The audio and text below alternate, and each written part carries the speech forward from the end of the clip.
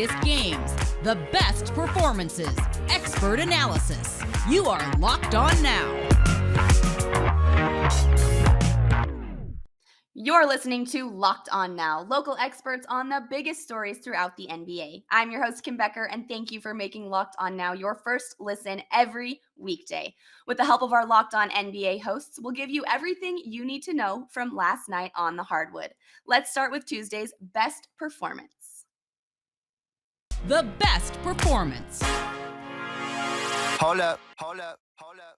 Well, injuries contributed to a cold streak out of the reigning champion Milwaukee Bucks as of late, but in Philadelphia, Giannis came up big against a shorthanded Philadelphia team. Locked On Bucks tells us more on the leading performance from Greek Freak.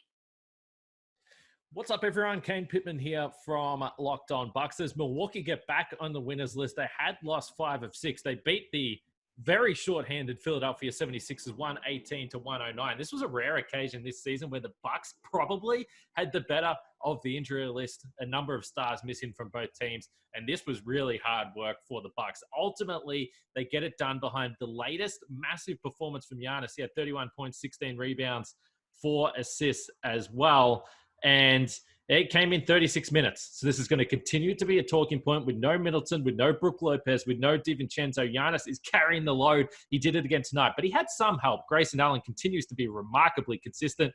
He had 25 points, 5 of 9 from the three-point line, and hit a big three late, a big corner three late from the left corner in front of the Bucks bench to help the Bucks get this win. They're in New York tomorrow, so it doesn't get any easier for the Bucks as they try and keep their head above water. But for now, at least, this is a really, really important win. We're going to break it all down on the post-game show. Catch us wherever you get your podcasts or now on YouTube.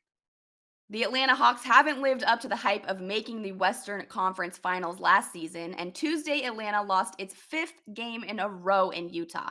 Atlanta now sits at 4-8 this season, but Locked On Hawks says the blame for this loss can be put on a bit more than just the team's poor play.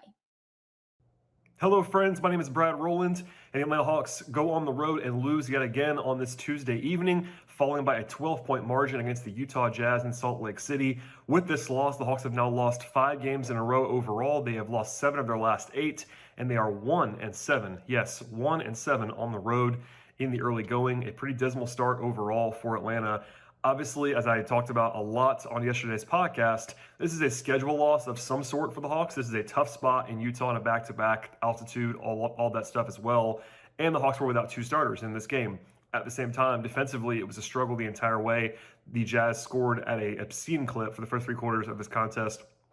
And with the Hawks playing well offensively, with Kevin Huerter having a big night and many others contributing, the Hawks just were not able to get enough stops until the fourth quarter. Then in the fourth quarter, things flipped. The Hawks got stops and then were unable to score. They only scored 2 points over about a 6-minute period in the fourth quarter, and the run never materialized as a result of that. Plenty more to get to about this game, but the Hawks now have to regroup. They have 2 days off to travel and get to Denver to face the Nuggets on Friday, but when they get there, the Hawks will be facing a long losing streak, and they'll be trying to snap it against a tough opponent. So we'll have much more on this game and much more on the Locked On Hawks podcast. The Los Angeles Clippers beat the Trailblazers 117-109 Tuesday night, and Locked On Clippers is here with the recap. What's going on, Clips fans? Chuck Mockler here, one half of the hosting duo over at Locked On Clippers, coming at you after the Clippers get their 5th win in a row, this time over the Portland Trailblazers 117-109. Paul George continues his MVP quest. I don't know. He had 24, 9, and 7 tonight. It was fantastic on both ends from him. Nick Batum and Reggie Jackson both chipped in over 20 points. The Clippers shot 53% from 3. The defense, a little susceptible to getting gashed by the pick and roll, but they tightened it up. You got to feel good after getting this 5th win in a row. It's on to the Heat, and hey, let's just try and keep this streak going.